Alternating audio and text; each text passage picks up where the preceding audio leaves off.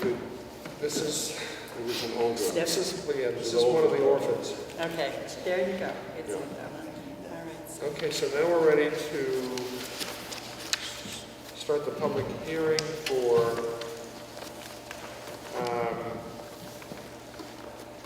approval for modification of an existing tower, Verizon Wireless. And there are only 3 of us, which is a problem, because we needed a supermajority in order to really conduct this hearing of 4. So I don't know if you've been in touch with Joe or talked to him at all. Yeah, yes, Mr. Chairman, I understand that the process is in place to have the other board member review the tape. And All right. it won't be possible to vote on the decision this evening, but because of Mr. Maxon's availability. Correct. So we'll hold a hearing and give the recording of the proceedings to a 4th board member. And again, both of these. Thank you, David. And then take our vote presumably at the next session of the hearing, although we'll have to continue the hearing because we won't be able to close it until we have input from the 4th member. So, having said that, why don't anyone who's here to discuss the cell tower, could you come forward?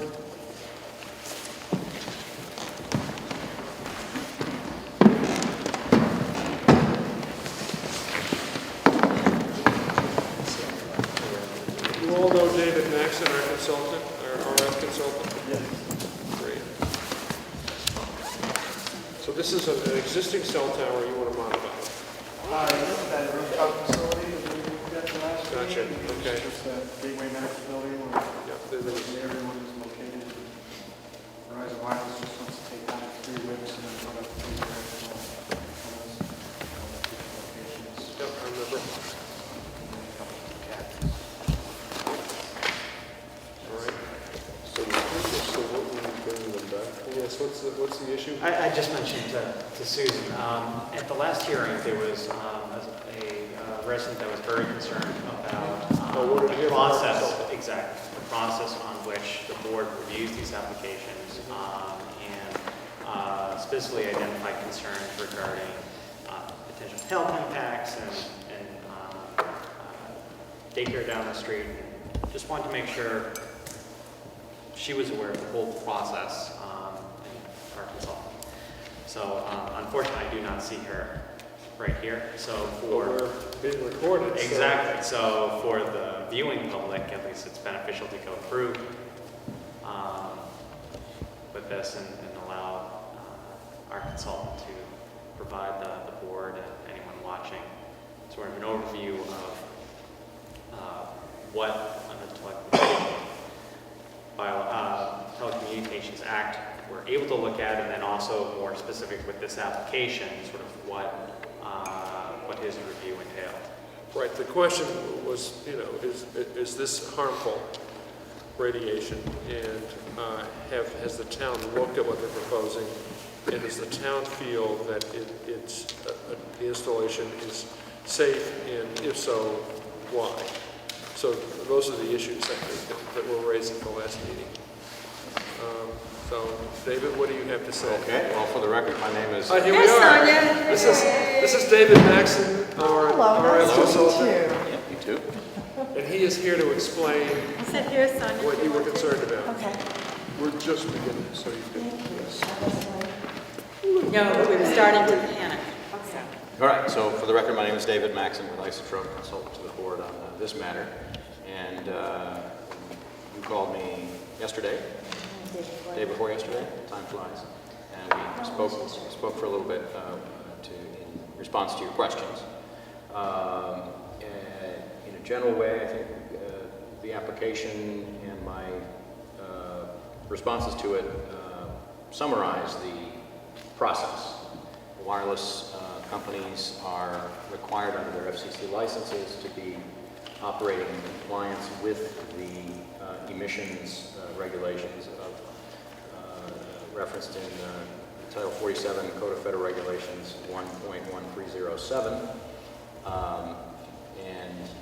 What I noticed in the application was that because the antennas were potentially closer to the ground than 10 meters above ground, that they may not automatically qualify for a presumption of compliance under the FCC regulation. And so I had asked the applicant, or asked the board, mentioned to the board, or asked the applicant to provide some backup information that the FCC calls a routine evaluation. And I received a copy of that routine evaluation. I've evaluated that. It was prepared by Dr. Hayes. That indicates that indeed the facility that's proposed, the modifications, will be compliant with the FCC requirements by a very large margin. It gets to two things. First of all, with the Telecommunications Act of 1996, municipalities can't render decisions on the placement, construction, and modification of personal wireless service facilities with respect to regulating their emissions, insofar as the emissions comply with the federal standards. So my role in this process is to, among other things, verify that the applicant is indeed proposing a facility that's implicitly compliant with federal safety standards. And then in conjunction with that, we have to look at the facility as a combined facility that's being operated by multiple wireless carriers. The FCC regulations require all of the emissions from a site to be considered collectively, in the aggregate. And what is customary in the analysis process is you first analyze the proposed facilities about which you have all the information for an individual operator of facilities.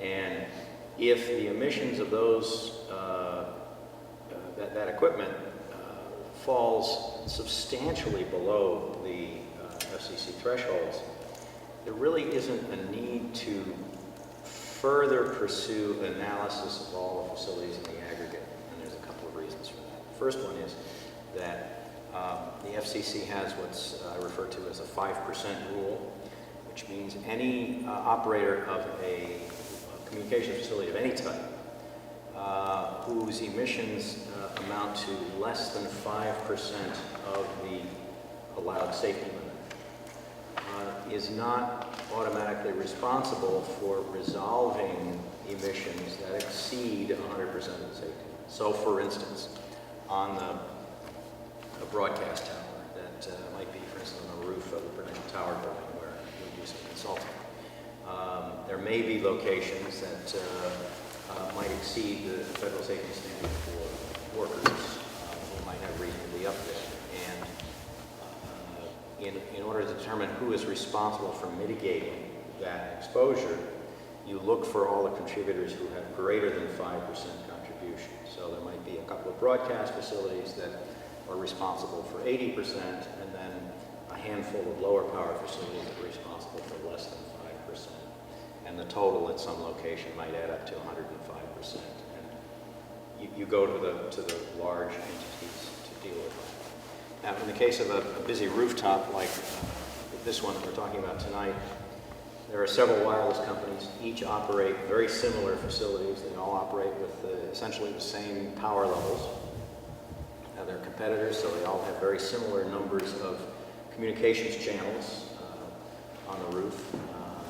And so, just in our experience working with these facilities, that just as the analysis of the Verizon facility shows compliance by a very large margin, by orders of magnitude,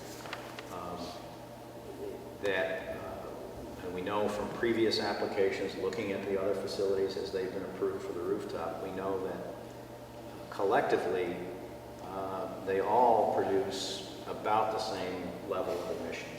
And then we can then say, all right, they're all putting out less than 5% of the limit. They all comply with the 5% rule. There aren't 20 of them. There's only 4 or 5.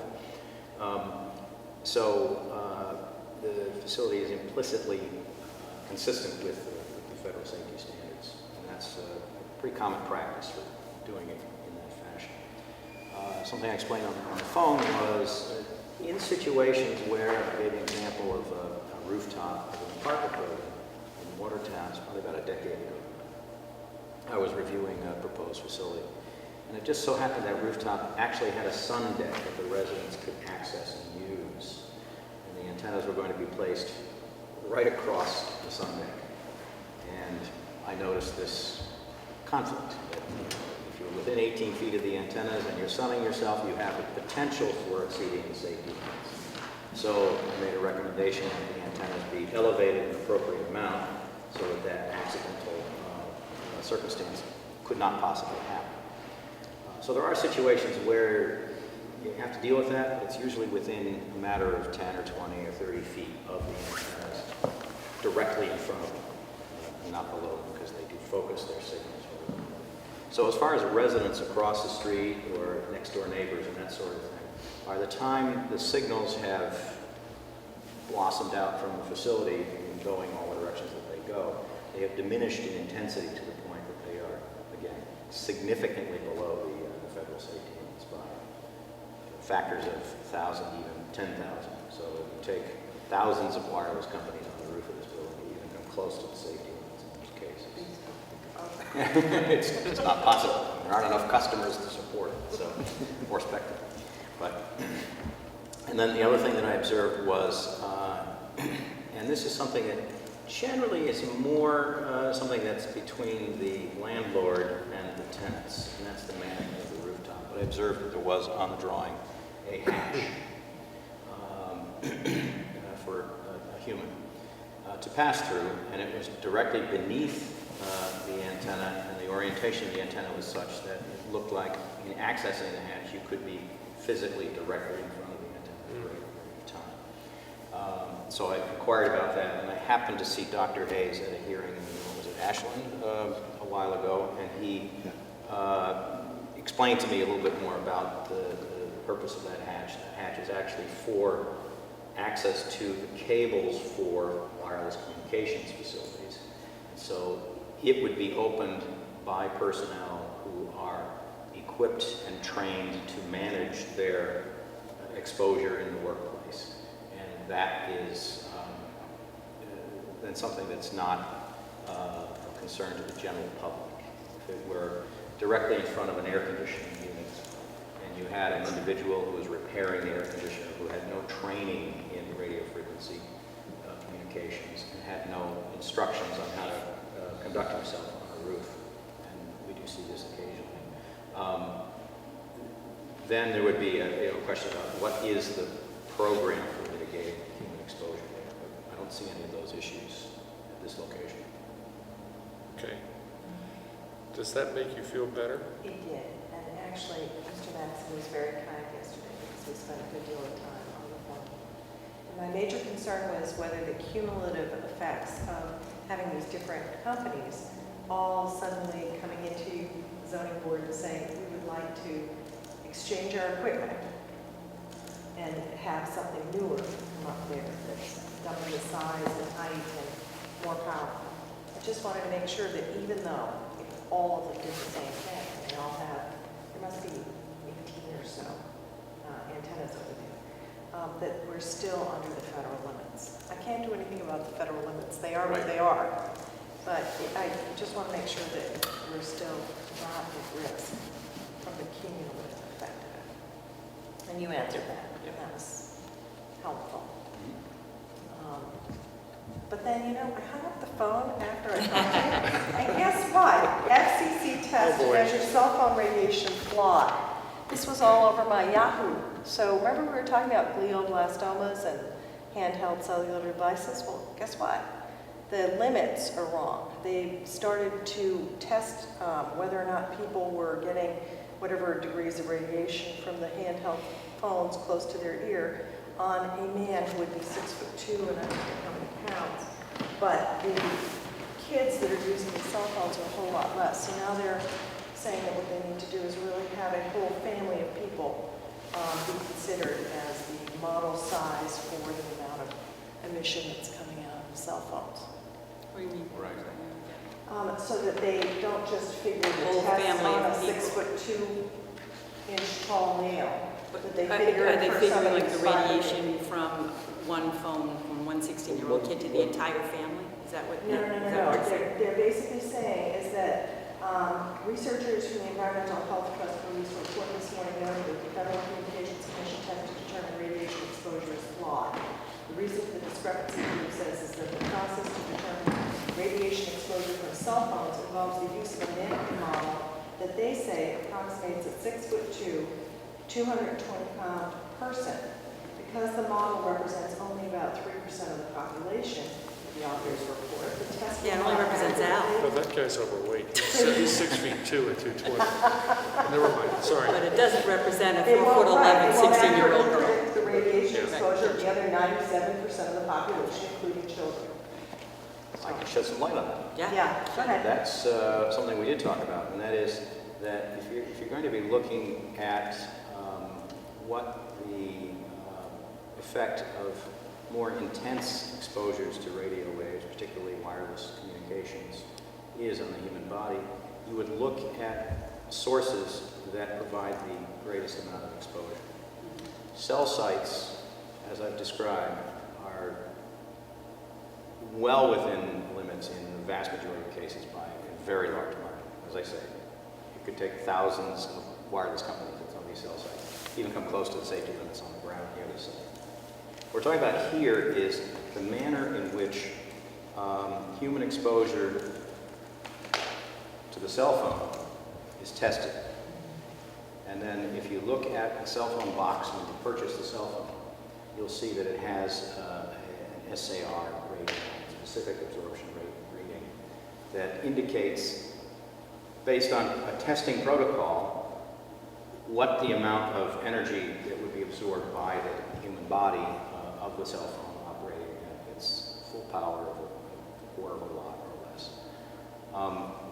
That's an entirely separate issue from what we're talking about in terms of the emissions of the radio receivers. I know. And it's certainly interesting to watch that evolve. But you know, it goes to standards. And I mean, you're telling me that we are thousands, we could put 1,000 cell towers up there, and we would still be less than whatever the FCC standard is. Well, this was the standard for handheld, and it turned out to be using a flawed information. How do we know down the road that we're not going to have the same circumstance because we've got all these cell phone towers? I don't know that. Yep. But I have to, that's why I said, whatever the FCC is, and I know the zoning board has limited ability to do anything other than hold the feet to the fire. And the FCC and others have got to go with what is considered the best science At the time, correct. Precisely. So, And the wonderful thing about science is it's always asking itself if it can be different or more precise or better or worse. Or, you know, it's always questioning itself. And that's what's beautiful about science. I know. And this is not a standard regarding setting the thresholds for human exposure to radio energy that are in the FCC regulations. This is a standard regarding how do you assess How much radiation is being absorbed? the emission being absorbed by a human body using a cell phone.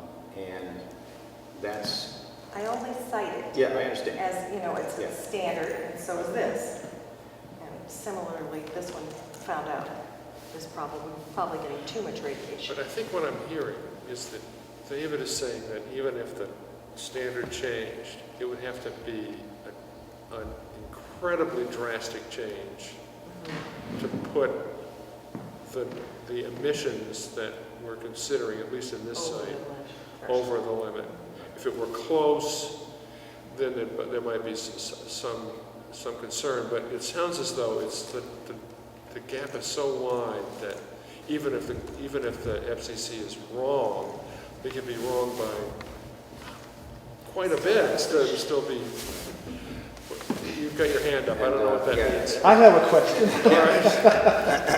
All right. Don Hayes, just point of clarification, Dave. We're talking about the FDA, not the FCC, when doing an evaluation of cell phones through 21 CFR 1040, not because the FCC doesn't have jurisdiction over those products. That's FDA, correct? Well, actually, if you look at 47 CFR 1.1307 and then go into other sections of the regulations. I'm familiar with this. Part 2, for instance, Yep. there is a reference to those kinds of emissions. But if that is in turn controlled for marketing purposes, in other words, for the wireless companies, because they're selling product, that the FDA has jurisdiction as well, and it's a good point. Right, so the FDA is the group that has the decision-making process on determining levels of specific absorption rates for these particular phones. And they use a reference, whether it's reference man, reference person, Right. in order to compare many different brands. And imagine trying to compare apples and oranges if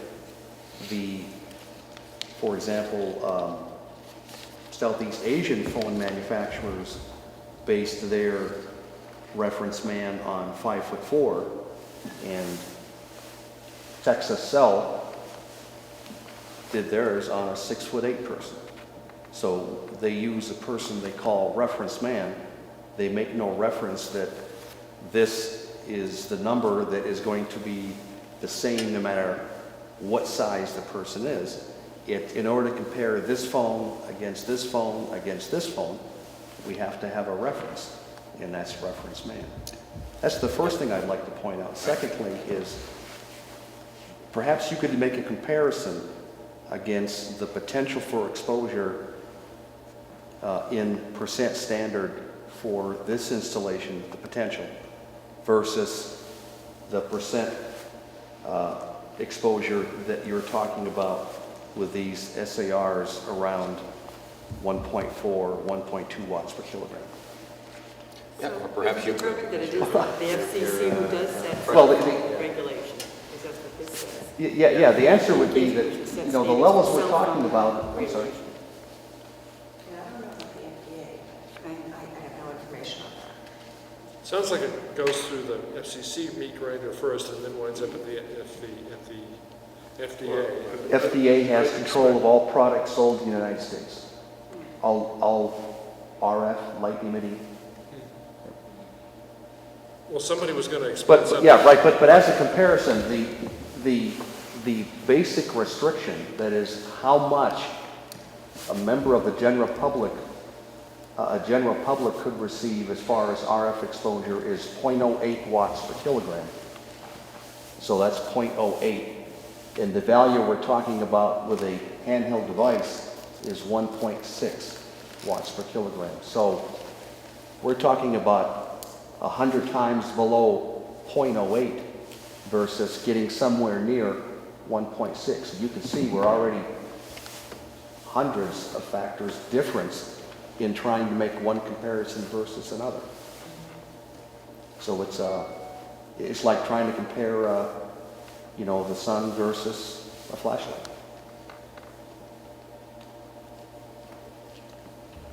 Right, I think that's the point I actually made. Right. That's right. I just want to put values to it. Okay.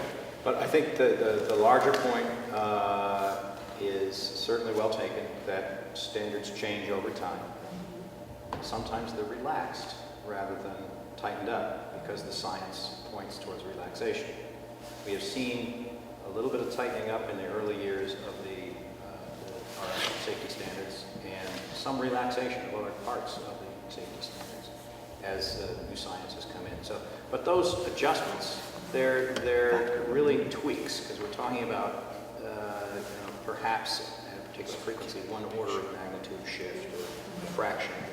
Whereas what we're talking about with the difference between, as Dr. Hayes is talking about, the difference between the emissions from a cell site reaching your house and the emissions from a cell phone reaching your head when you're using a cell phone are again, many orders of magnitude. Right. So, I wasn't just concerned for me in the house. I was concerned that there's the kindergarten up the street. I was Right, concerned right. that everybody in that whole corridor might be getting additional exposure that we really shouldn't get. And, I understand it. the science moves along, and it might be that they relax the standards down the road, it might be that they tighten them up, and if they tighten them up, I hope you guys tighten up the standards for the cell phone towers that are on top of that facility. Of course, but you know, of course, that our latitude It's really small. is considerably circumscribed here. If they can demonstrate that they're in compliance with the FCC regulations, And that's it, I know, we're handcuffed. I realize that. Thank you anyway for letting me speak to Mr. Madison. Sure, Well, of course. We welcome your activity and your interest. Actually, you make really good points and I learned a lot. Did we get your name for the record? Yes. Thank you, I'm done. Oh, and before you leave, I would like to point out, you do have something to say in standard settings. I know, I went on the FCC website. Excellent. And there was all this opportunity to comment. Absolutely, and please do. For organizations, we rely upon those comments. You want to? Yeah, you did your homework. We That's much good. appreciate it. Thank you. You should meet my wife. She does a lot of homework too. Yes. She does. She really does. All right. Thank you. All right, thank you. Thanks for dragging over.